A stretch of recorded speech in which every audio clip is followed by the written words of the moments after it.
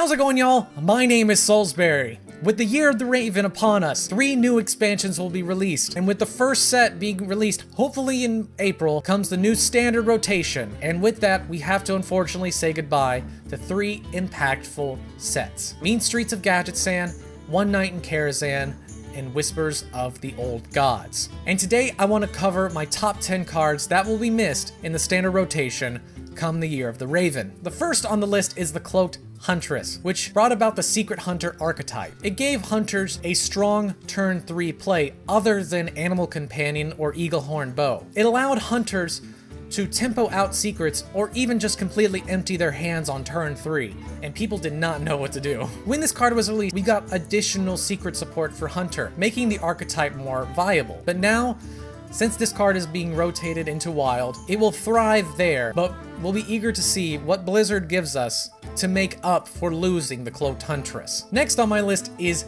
Dirty Rat. And when I saw this card, a 2-mana 2/6 with Taunt sounds insane.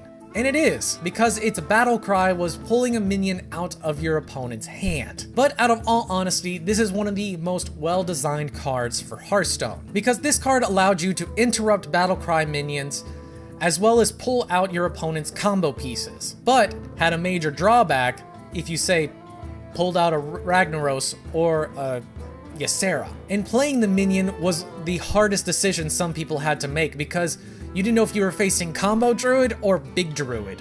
But when it worked, it was a fantastic tech card against battle cries and was a small counter to Doomsayer. With this card moving to Wild, it'd be interesting to see how Blizzard comes up with other unique mechanics like this to where they can be rewarding but also punishing at the same time for including them in your deck. The next card on my list is Fanjul Staghelm because of his unique ability to make your choose one cards combined. This obviously gave Jade Druid a lot of dominance in the meta, to where you were able to build your Jade army as well as cycle cards back into your deck. But not only that, it gave new life to basic and common set cards because we got to see the unique combinations that could come from them. Like Wrath not only being able to do 3 damage, but then 1 damage and draw a card. It was a very well-designed legendary, and it allowed for all new combos for Druid. I'm excited to actually see this go into Wild because Choose One is a part of the Druid class, and they're going to be releasing more for standard sets, which that means they're going to have to keep Fanjul in mind when creating new Choose One cards, because they're going to have to, because the combinations that they're going to come from those Choose Ones are also going to be able to be played in Wild.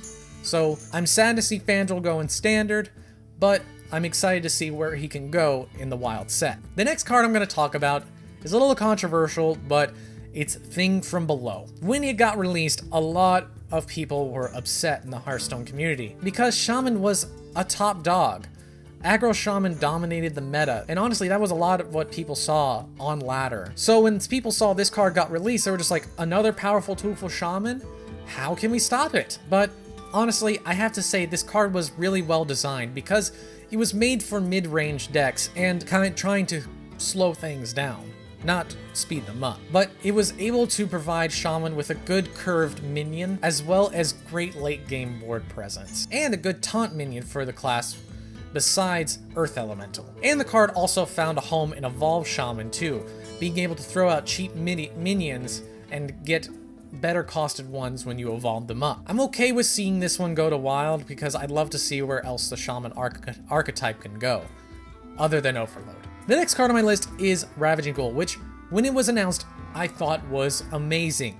A 3-mana 3/3 minion with the battle cry, pretty much play a Whirlwind. I was surprised to see this card find a home in a lot of different warrior decks, from Control to Tempo and even Combo Warrior. This card had a lot going on for it because it was able to initiate Enrage combos, activate as a trigger for Execute, as well as be a good control card against aggro minions. It provided a relevant body, but it was really the ability that made this card special, and I know a lot of warrior decks going forward are going to be missing this card.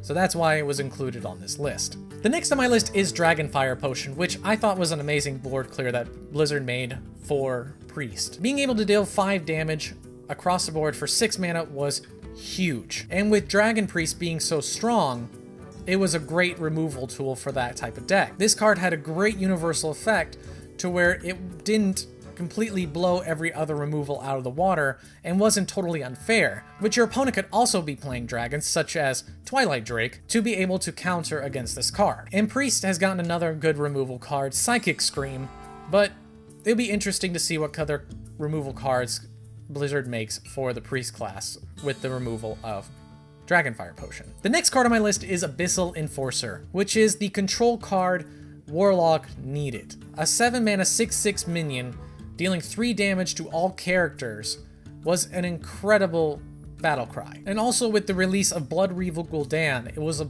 good minion to be able to bring back to life for such a strong body. I know Control Warlock has evolved, and Cube Lock has now become a thing, but I hope this card sees a lot of play in Real Lock variants and Wild. The next on my list is Mistress of Mixtures, and I know I'm rating this pretty high, but what makes this card so special is that it's able to contest the board early, as well as keep your life total high. It was the card that was the perfect replacement to Zombie Chow when Zombie Chow got rotated out of Standard. But Zombie Chow was only able to heal your opponent 5, which the benefit of Mistress of Mixtures was it was a heal for both you and your opponent, which this card found a lot of homes in control decks. The last 2 cards I'm going to announce are actually 2 sets of cards. The first being Kazakus, Raza the Chained, Inkmaster Solia, and Cruel the Unshackled. Ever since Reno Jackson was released, a lot of people became fans of the single card archetype, where people were able to make unique decks out of these cards because of their strong and unique abilities, but with the sacrifice of consistency out of the deck. Each of these cards has had a special place in the meta,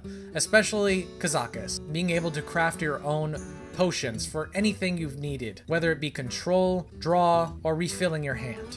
Inkmaster Solia because you were able to tempo out big spells in Mage, in even a Kazakus potion, like on turn 8 for 10 mana. Razakus Priest became a thing for a while, and it dominated the meta. That goes to show you how powerful these cards to be, when even they have to nerf one of these cards. And new life was even breathed into Cruel the Unshackled, an unplayable card at the time, when the Death Knight Blood Revel Gul'dan got announced. It's sad to see them being moved into Wild, but now those cards will live in Reno Jackson decks. And I'm interested to see how Blizzard will keep the one-of archetype alive in the Year of the Raven. And lastly on the list is all of the old gods. The reason I put these at number 1 is because these were big minions that did big things.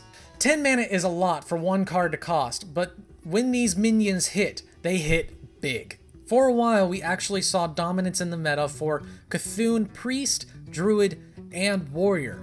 N'Zoth was able to refill the board with all the Death Rattle minions that had died this game, giving you incredible swing turns when drawn. Yasharaj was incorporated into big Druid decks, and combined with Barnes, gave life to Spell Hunter, being able to target and pull out Yasharaj for a turn 4 10/10. And lastly, Yogg Saron, who, before he was nerfed, caused absolute and utter chaos. I would love to see more big minions like this going forward that have such unique abilities to where people craft around these cards to create such unique deck archetypes. We'll be able to see our old gods in Wild, but I'm excited to see what Blizzard comes up for big, impactful minions going into the Year of the Raven. So that's all I have for this episode. Let me know down in the comments which cards you'll be missing going into the next standard rotation. And please, subscribe for more Hearthstone and other videos to come. I'll be covering more of the Year of the Raven as it gets announced. Anywho, thank you for watching, and as always, have a good day, and I will see all y'all in the next video. Bye.